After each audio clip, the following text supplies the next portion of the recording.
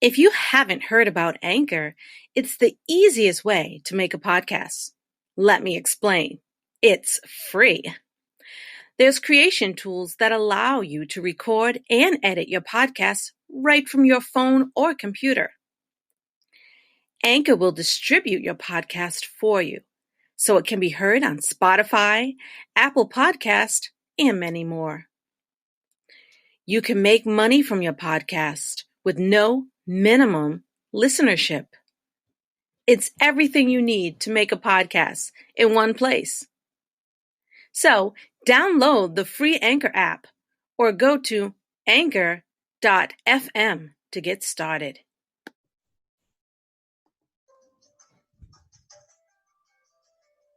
You're listening to It's All Good, Magic, Mysticism, and Earth Medicine. Visit us anytime at our new website, magic-and-medicine.com. And that's magic with a K. I'm your host, Dr. Candace Nadine Breen. And hello, everyone, and welcome to another episode. I'm so happy to hear from you today. It's a great day. There's our background music. I'm so excited about our new theme song. The name of the song actually is called African Village, and it's by Sahara Skylight, which is very interesting. It has that nice song. So I'm very, very happy about the song. And there we go. I'm trying to get our background music going. So today we're going to talk about the Yoruba religion, history, and beliefs. And I know there's many of people of African descent in the diaspora who have Yoruba ancestry, as do I. And the Yoruba, if you don't know, they inhabit a significant part of Western Africa, like originally. I mean, they're all over. There's so many people everywhere who claim Yoruba ancestry. But primarily, and including Nigeria. And they have been practicing their unique set of religious customs for centuries. I mean, the ancestry goes back so far. And there's also smaller groups within the Yoruba as well. So that's, so interesting. And I strongly suggest those people who really want to find out their tribal lineage to really look into the AfricanAncestry.com. It's a little bit expensive, but it's so much better. I took the DNA test of the AfricanAncestry.com. Haven't got my results yet because I did it recently. It was a gift from my husband, actually, because I knew that I was Yoruba and Igbo, but I wanted more because I know there were little subgroups that I was not told and that a lot of my people may not know. So that would be great. And it also significantly helps me out on African Ancestry. And on Ancestry.com. So I found it was very worthwhile. Very worthwhile. So if you haven't done it, I suggest you give it a shot. So, and they had a discount too for Kwanzaa, for the Kwanzaa, and I think it was 15% off. I don't know how long that goes, but if you're listening to this, I don't know when I'm going to post this, but if you're listening to this around Kwanzaa or shortly after, check out any discounts, or just call them, contact them, email them, say, look, do you have any discounts? They're really nice people. In regards to, I've dealt with them and they were very, very nice. So, Yoruba religion is a blend of indigenous beliefs, myths, and legends, proverbs, and songs, which were all influenced by the cultural and social context of the western portion of Africa. And many of us claim our ancestry from Western Africa. I know I do. I'm of Nigerian descent, Cameroon, and Benin. And in regards to Nigeria, I am Yoruba, and part of the Yoruba, I am the Takpa people, which is known as the Nubi people, now known as the Nubi people. And in Benin, I'm part of the Igbo tribe. So that's something, that little tidbit of information there. It is estimated that some 20% of Yoruba practice the traditional religion of their ancestors. In addition to honoring the great god Olorun and the Orishas, the followers of Yoruban religion often participate in celebrations during which sacrifices are offered to the different gods that control things like rain, sunshine, and the harvest. Now, during the Yoruba religious festivals, participants are intensely involved in the ritualistic reenactment of folk tales, myths, and other events that help explain mankind's places in the cosmos. Lately, I've been sharing some African folk tales with my children. I have I have some real good books. I have adult ones for adult too that I read on my own for myself, but I mean, even on Amazon, just research the author, make sure the author's authentic and has some authentic African knowledge and background, or even ancestry. But I've been sharing that with them, and I read it to them. And also during Kwanzaa, the African, it's part of the Smithsonian, and I'll probably say the name wrong, but I believe, I'm just going to take a sneak peek here at this web page, because I have it up right now because it's Kwanzaa and we've been doing something. There we go. The National Museum of African American History and Culture. They have some really good online things throughout the whole year, even especially since we're in COVID, that you can utilize for adults, for children. There's even virtual tours. You can become a member. You don't have to become a member. You can donate, or you don't have to donate. You can just go on the site and participate. So I really enjoy the videos, the songs, everything, and my children have as well. So if you're looking for some activity, especially now that we can't do many things because of COVID, I really suggest you check out that website and look at their virtual events. It's just fantastic. Now, back to what I was saying. Festivals are a time in which family life, dress, language, music, and dance are celebrated and expressed side by side with spiritual belief. It's a time of building community and making sure that everyone has enough of what they need. That's part of being in a village. A religious festival may include ceremonies to mark births, marriages, or deaths, as well as initiations and other rites of passage.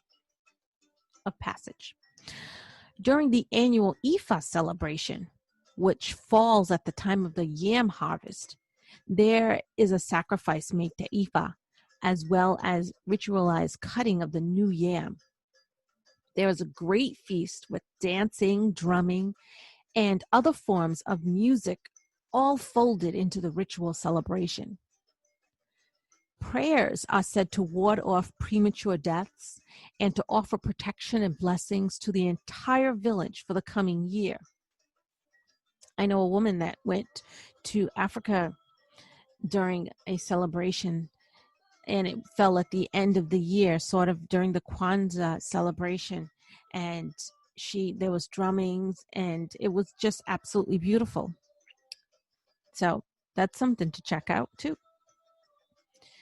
The Festival of Ogun, which also takes place on an annual basis, involves sacrifices as well. Now, prior to the ritual and celebration, priests take a vow to abstain from cursing, fighting, sex, and eating certain foods so they can be seen as worthy of Ogun. When it's time for the festival, they make offerings of snails, kola nuts, palm oil, pigeons, and dogs to soothe Ogun's destructive wrath. Yoruba religious celebrations have a special purpose as well. They promote cultural values and help to preserve the rich heritage of the people who follow them. Unlike many Western religious beliefs, Yoruba spirituality emphasizes living a good life. Reincarnation is part of the process and is something to be looked forward to. So death is not the end all. There is more. You've probably heard me say it numerous times on this podcast that death is not the end. It's just a transition. The body, you shed this body, the spirit sheds the body, and they prepare to take on a new form, whatever that form may be. Sorry, I just had to drink some coffee. Only those who live a virtuous and good existence earn the privilege of reincarnation. I kind of have another take on that. I think when the soul sheds this body, and before transition, there's sort of a period of them working on themselves. We're doing the work so they can take on another form. And there are some who remain in spirit for a long time because they have a lot of stuff to work on. And before they transition, before they go to the next level of existence. And I also believe that those who didn't learn everything that they were supposed to on this certain level of existence reincarnate again on the same level of existence in order for them to do the work until they learn. And when they gather what they're supposed to have gathered, then they can move on to the next level of existence, but not before. Not before. The children are often seen as the reincarnated spirits of ancestors who are crossed over. Now, this is in the Yoruba spirituality. Again, we're talking about that today. This concept of familial reincarnation is known as Atwana. Even Yoruba names like Babuntunde, which means father returns, because Baba is father in Yoruba, and Yatunde means mother returns, reflect the idea of reincarnation within one's own family. In the Yoruba religion, gender is not an issue when it comes to reincarnation and is believed to change with each new rebirth. When a child is born as a reincarnated being, they carry not only the wisdom of the ancestor soul they possessed before, but also the accumulated knowledge of all their lifetimes. You know how we can access oh goodness, it just slipped my mind. prior existence. We can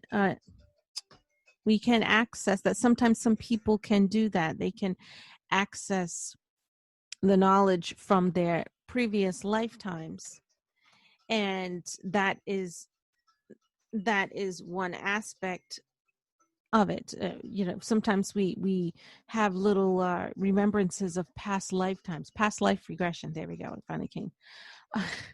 The past life regression looks into that, the knowledge that we've collected in our past lifetimes. And sometimes we know things. Have you ever think you know things and you don't know why, or you feel a little old?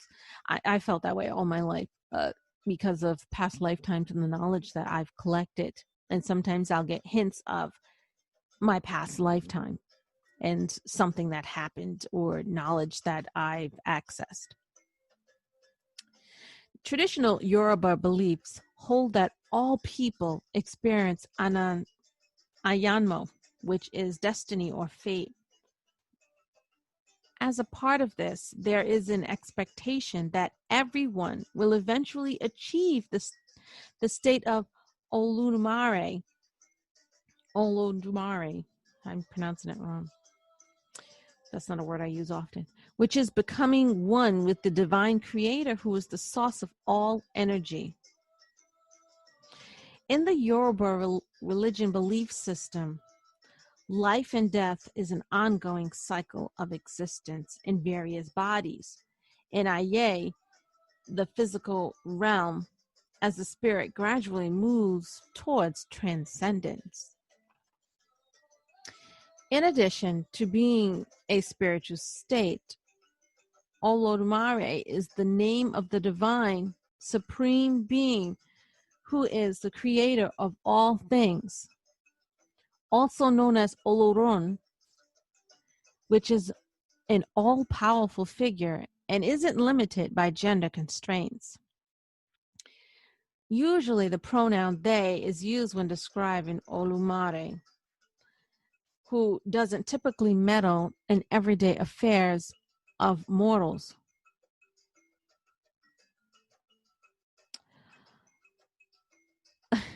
I'm just looking at the words, so I want to pronounce it right. Oludumare. If someone wishes to communicate with the divine being, they do so by asking the Orishas to intercede on their behalf. And that's much like the saints of Catholicism. The Yoruba Orishas work as the intermediaries between man and the supreme creator and the rest of the divine world. While they often act on behalf of mortals, the Orishas sometimes work against humans and cause problems for them. There are a number of different kinds of Orishas in the Yoruba religion. Many of them are said to have been present when the world was created, and others were once human, but transcendent into a state of semi-divine existence. Some Orishas appear in the form of a natural feature, like rivers, mountains, trees, or other environmental markers. The Orishas exist in a way much like human beings. They party, they eat and drink, they love and marry, and they enjoy music. In a way, the Orishas serve as a reflection of mankind itself. In addition to the Orishas, there are also the Ajogun. These represent negative forces in the universe. An Ajogun might cause illness or accidents as well as other calamities. They are responsible for the sorts of problems typically attributed to demons in the Christian faith. More people try to avoid the Ajogun. Anyone who is afflicted by one might be sent to an Ifa or a priest to perform a divination and determine how to get rid of the Ajogun. Typically in the Yoruba religion, most issues can be explained by either the work of an Ajogun or the failure to pay proper respects to an Orisha, who must then be appeased. So it's very good to make sure you honor and appease and keep happy the Orishas. In regards to the creation story, the Yoruba religion has its own unique creation story, in which Olorun lived in the sky with the Orishas, and the goddess Olukun was the ruler of all of the water below. Another being, Obatala, asked Olorun for permission to create dry land for other creatures to live upon. Obatala took a bag and filled it with a sand-filled snail shell, a white hen, a black cat, and a palm nut. He threw the bag over his shoulder and began to climb down from the heavens on a long gold chain. When he ran out of chain, he pawed the sand out beneath him and released the hen, who began pecking at the sand and began spreading it around to create the hills and the valleys. He then planted the palm nut which grew into a tree and multiplied. And Obatala even made wine from the nuts.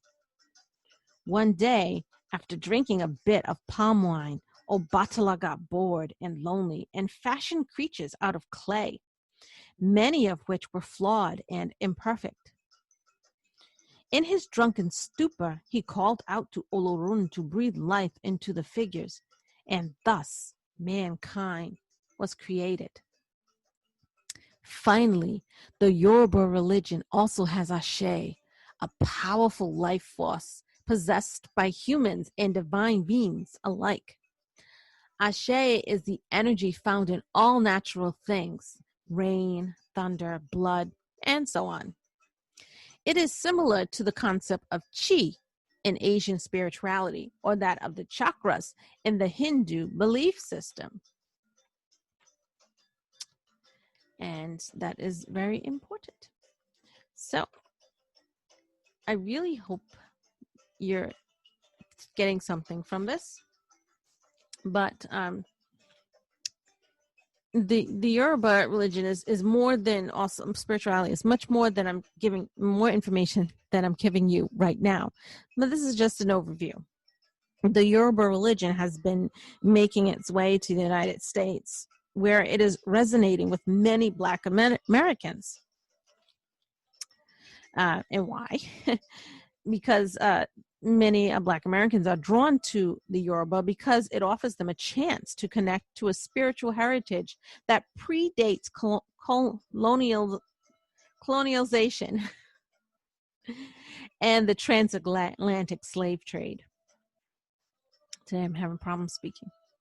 In addition, Yoruba has had significant influence on other belief systems that are considered a part of the African diaspora. African traditional religions like Santeria, Candomblé, and Trinidad Orisha all can trace many of their roots back to the beliefs and practices of Yoruba land.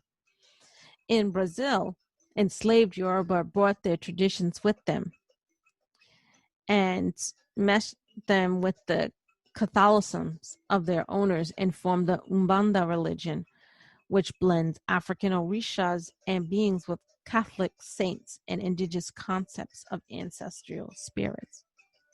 Now, I'll put in the show notes some sources in regards to the Yoruba religion and belief system, spirituality. There's a couple of books.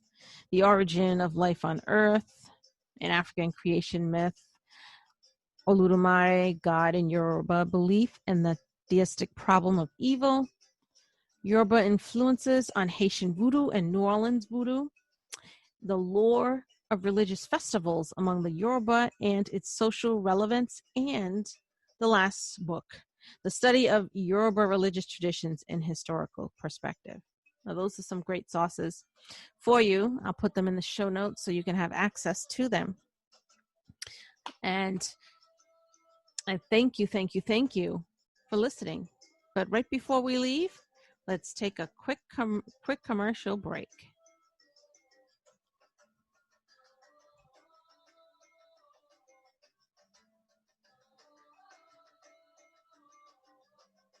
Actually, I'm trying to find the commercial. Hang on. It was here. Okay, well, commercial's not here. So, anyway.